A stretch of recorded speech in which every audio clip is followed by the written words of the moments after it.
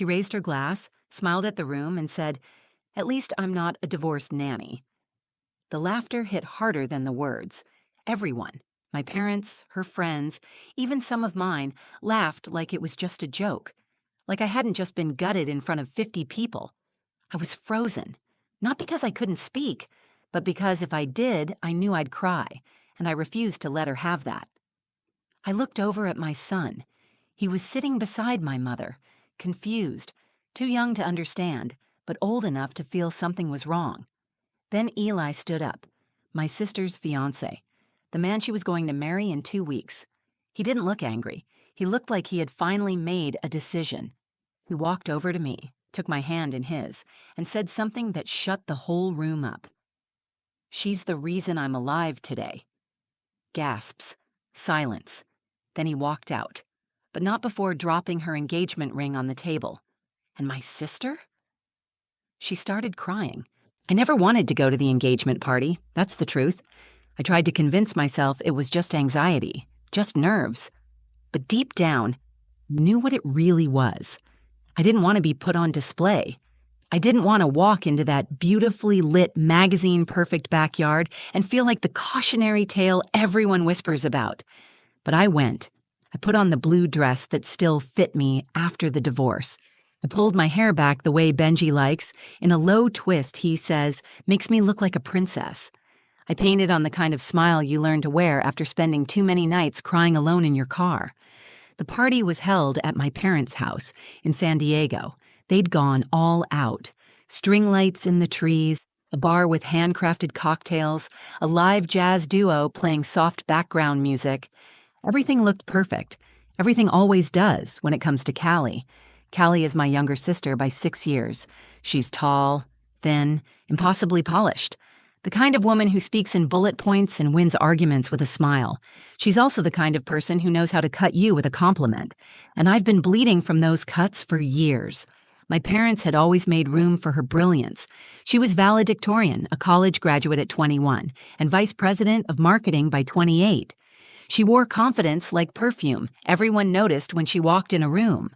I, on the other hand, had a baby at 27, quit my job to raise him, and then watched my marriage fall apart while I worked days as a nanny and nights cleaning Airbnb rentals just to cover groceries. People called me resilient. They meant I looked tired. Still, I came to her party. I came because Benji wanted to go. He loves his Aunt Callie. She buys him noisy toys and lets him eat candy for dinner when he visits. He doesn't know about the things she's said. He doesn't see the looks. To him, she's just fun. I came because my mother asked me to. She said, "Please, just be there. It would mean a lot." I knew what she meant. She didn't want any tension. She wanted both of her daughters in one photograph. And if I'm being honest, I came because of Eli. Eli was Callie's fiancé. He was warm in a way that didn't announce itself. Quiet. Observant. The first time I met him, he asked me how I was. And when I said, "Fine," he waited, like he knew I wasn't.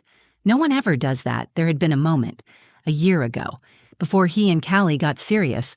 We were at a family barbecue, standing alone in the kitchen while everyone else was outside.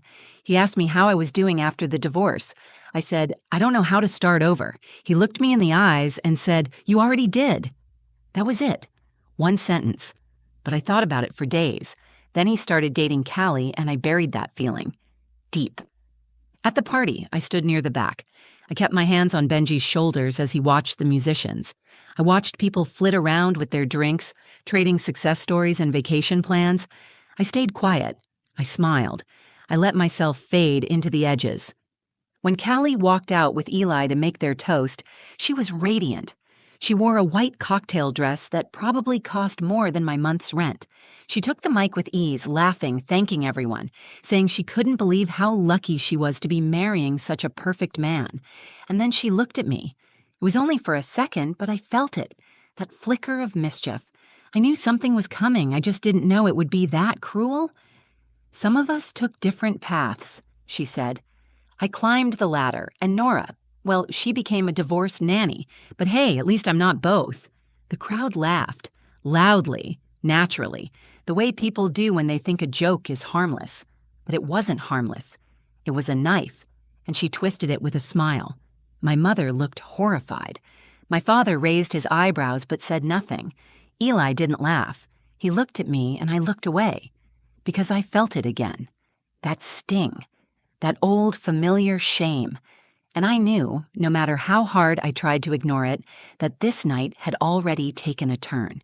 The laughter didn't last long, but it lasted long enough.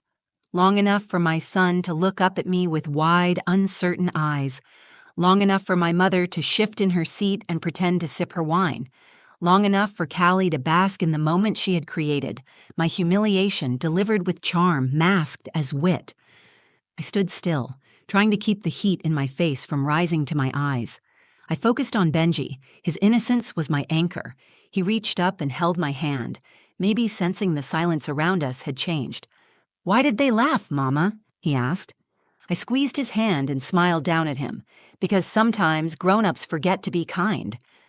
Callie continued her toast, completely unbothered. She thanked our parents, she made a joke about Eli leaving his socks around the house, and she ended with a glowing tribute to their future together. Everyone clapped, people raised glasses. Someone shouted, "To the bride!" I didn't move. I couldn't. My father avoided my gaze. That told me everything. He loved Callie's ambition. He loved that she made him look good. When I dropped out of grad school to raise Benji full-time, he stopped asking me about my plans. Eli stood beside her, stiff, eyes not on the crowd but on me. I noticed the way his jaw clenched when Callie said my name, the way his hand left hers after she made the joke. He didn't laugh. He didn't smile. He just stood there like he was watching a train crash in slow motion. I didn't expect him to defend me. This was her party, her stage, her moment. But a part of me wanted someone to say something, to acknowledge that I had just been made a punchline. My brother, Micah, walked up to me a few minutes later. He's younger than me, but he's always been protective. He leaned in and whispered, "You okay?" I nodded. He glanced toward the head table and said, "She's always been like this. You know that." I nodded again because I did know. This wasn't new. Callie had spent her life making me the comparison she used to feel better about herself. She didn't hate me. She didn't love me either. I was just a mirror she used to keep her reflection clean. Micah sighed. "If it makes you feel better, she's losing points with Eli, fast." I looked at him. "What do you mean?" "He hasn't taken his eyes off you since the toast." I didn't know how to respond to that. I didn't want to. I didn't want to believe that any part of Eli's gaze could be about anything more than sympathy. I didn't want to hope for something I couldn't afford to want. But I felt it too. That quiet tension humming in the space between us. I watched Eli from the corner of my eye. He whispered something to Callie. She smiled, nodded, and turned back to her friends. Eli didn't sit back down. Instead, he stepped away from the head table and started moving toward me. My stomach dropped. He walked past guests, through clusters of laughter and clinking glasses, and stopped in front of me like he had rehearsed it. "You okay?" he asked, voice low, eyes searching mine. I wanted to lie. I wanted to say yes, but I didn't. "No," I said. His face softened. "I'm sorry she did that." "She's your fiancé," I said. He didn't answer right away. Then he said, "That doesn't mean I agree with her." We stood there for a beat, the noise of the party muffled by whatever passed between us. It wasn't romantic. It wasn't nostalgic. It was something more dangerous, truthful. "You shouldn't have come," he said.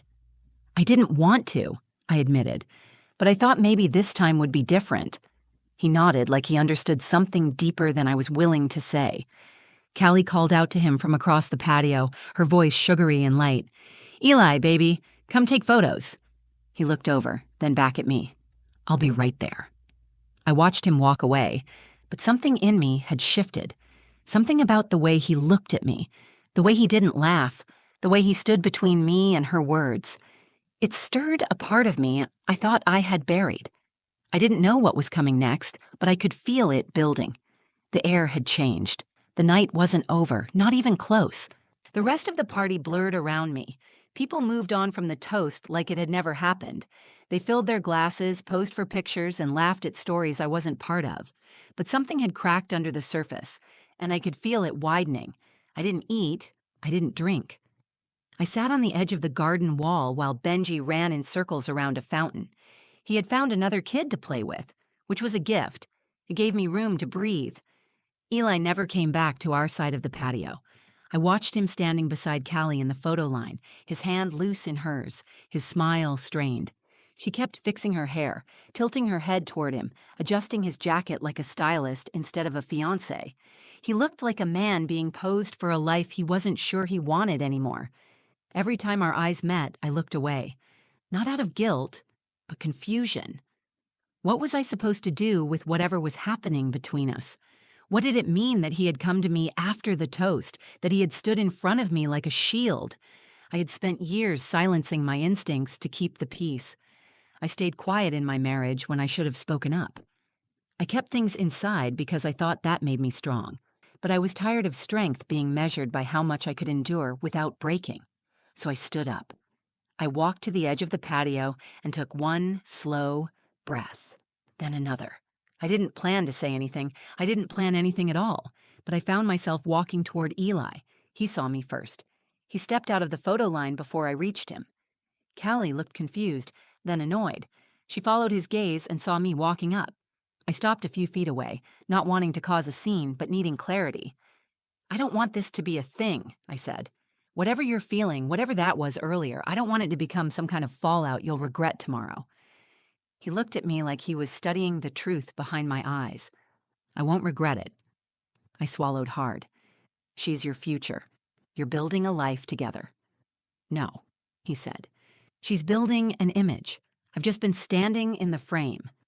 That hit harder than I expected. "She loves you in her way," I said. "She loves the version of me that looks good beside her," he replied. "But you saw the version of me no one else did, and you didn't look away." His voice wasn't angry. It wasn't rushed. It was quiet and steady, the way a person sounds when they've made peace with a decision long before they say it out loud. "I don't want to blow up your life," I said. He shook his head. "You saved it." I blinked, unsure how to answer that. He stepped closer. 2 years ago, in that park, when I was at my lowest, you didn't treat me like I was broken. You sat with me. You listened. No one else knew what I was going through, and you didn't need to know everything to care. You just stayed. "That wasn't a big deal," I said. "It was the biggest deal. I was ready to give up. You gave me a reason not to." I didn't realize I was crying until I felt the tears on my lips. I wiped them quickly, but he didn't flinch. He didn't turn away. He just stood there, holding the silence like it was something sacred. Callie's voice cut through it. "Eli," she said from behind him, "what's going on?" He turned, but he didn't answer her.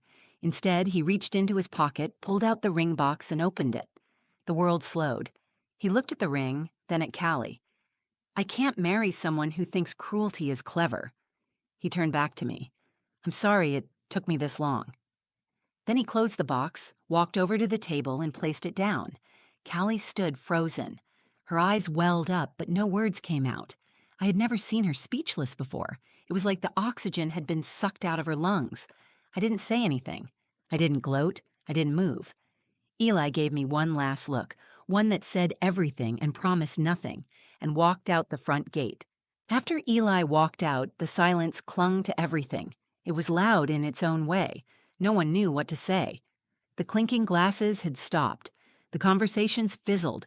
Even the jazz band hesitated between songs, unsure whether to keep playing. Callie stood at the center of it all, still in her white cocktail dress, frozen like a performer whose stage lights had been cut. Her hand hung in the air where Eli's had just been. Her mouth opened, but nothing came out. The woman who always had a clever reply, always knew what to say, suddenly looked like a stranger in her own show. My parents looked stunned. My father's jaw was tight, his arms crossed over his chest like he could physically block out the embarrassment. My mother blinked rapidly, clutching her wine glass, clearly desperate to rewind the entire evening. They didn't move toward me. They didn't move toward her. They just stood there, waiting for someone else to make sense of what had just happened. But there was no making sense of it, not in the way they wanted. I knelt beside Benji, who had wandered back to me when the energy shifted. He looked up at me and whispered, "Is he coming back?" I shook my head. "Not tonight, baby." Callie finally broke. Her shoulders dropped, and she let out a single, sharp sob, then another. She backed away from the table, clutching her chest like the moment had physically hit her. One of her friends rushed over and put an arm around her, whispering something no one else could hear. A few others followed, surrounding her like a barrier, as if her pain needed protection. She didn't look at me. Not once. I stayed where I was, holding Benji's hand, feeling the full weight of everything that had just happened. Not triumphant, not vindicated, just hollow. Not because I wanted Eli to stay, but because this wasn't how I wanted the truth to come out. I never wanted to be at the center of someone else's heartbreak, not even hers. Micah came over and crouched next to me. He didn't speak right away. Then he said, "That was insane." I gave a small laugh through my exhaustion. "Yeah, it really was." "You okay?" I nodded. "I think so." "She had it coming, you know." "Maybe, but it still hurts." Micah exhaled. "I don't think he did it to hurt her. I think he did it to finally tell the truth." I looked at my brother, grateful for the clarity. For the first time that night, someone understood it wasn't about drama. It was about being seen. Guests started leaving. A few said awkward goodbyes to my parents. Some gave me sympathetic glances without stopping to speak. Others pretended they had early mornings. The patio emptied like someone had pulled the drain in a bathtub. Callie disappeared into the house with her circle of friends. My parents stayed behind to thank people for coming, their smiles tight, their words robotic.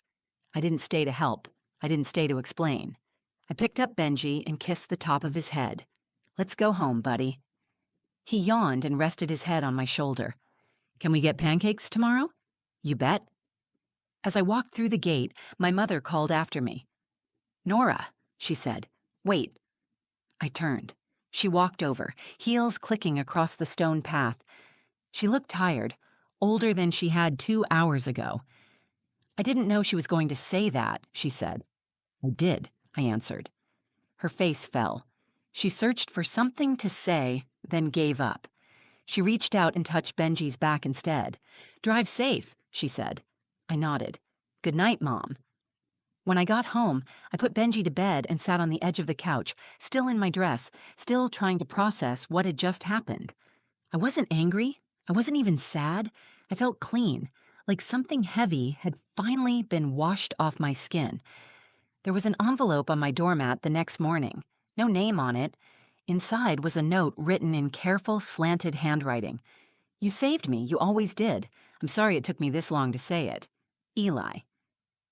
I read it twice, then folded it and tucked it into a drawer. Not because I needed it, not because I was waiting for him, but because sometimes the truth deserves to be kept. The next few days moved slowly, like my world had shifted slightly on its axis, and I was waiting for everything to settle. I didn't hear from Callie, not a call, not a text, nothing. But that didn't surprise me. We had always been close in blood, distant in spirit.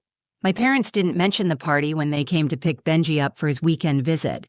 My mother brought homemade soup and my father handed me a bottle of wine, like an apology neither of them could speak out loud. I accepted both. I wasn't angry with them. I wasn't looking for an apology. I just didn't want to pretend anymore. Eli didn't come back. He didn't knock on my door or try to explain himself. After the note, there was silence, and I was thankful for it. Because he had already given me what I didn't realize I needed. He had told the truth.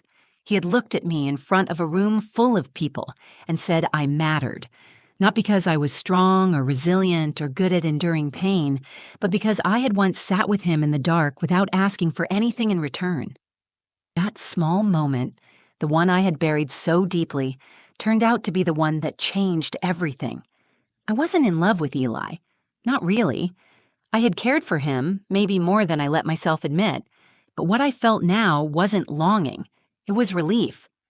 Because for the first time in years, I didn't feel like I was apologizing for my own life, for being divorced, for being a mother, for being a nanny. I used to flinch when people asked what I did for a living. I would lower my voice and say, "I'm just a nanny," like it was something to be ashamed of. But not anymore. Because what I do matters. I'm trusted with children. I hold space for families. I show up. I protect. I love. That is not small. That is not weak. And if someone wants to make a joke at my expense, they're not laughing because I've failed.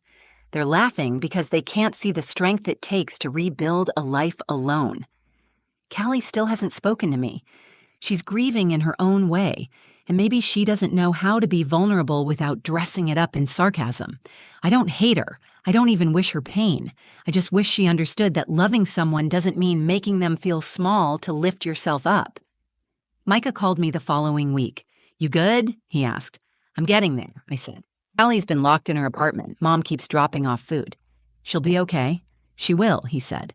Then, "You know you were the only one who didn't flinch when she said that joke?" "I flinched," I said. "I just didn't let her see it." He paused. "You looked like a damn superhero."